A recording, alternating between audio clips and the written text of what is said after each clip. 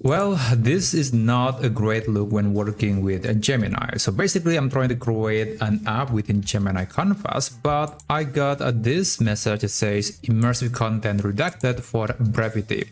So upon my research, apparently this was caused by the fact that there could be so many content within that message, and therefore AI is trying to limit the amount of content, and that could break a lot of things. And in this case, I couldn't get the code back. So how do I continue working on this project?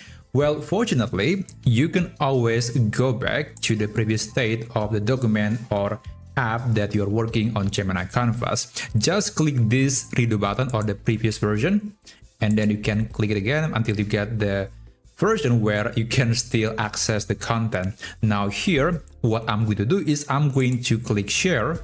I'm going to click share again, and basically we are going to start working again from that point. So just copy the link and open that on a new page, and we are trying to duplicate the canvas in this way. So I'm going to click copy canvas,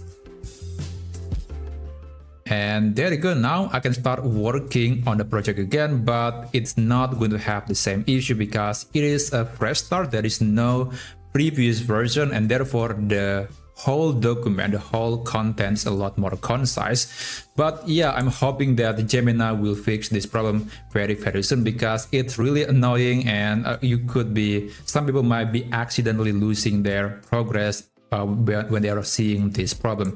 So yeah, that's how you can fix or navigate around the problem of immersive content redacted on Gemini Canvas. Thank you so much for watching, and I'll see you on my next video. Have a great day.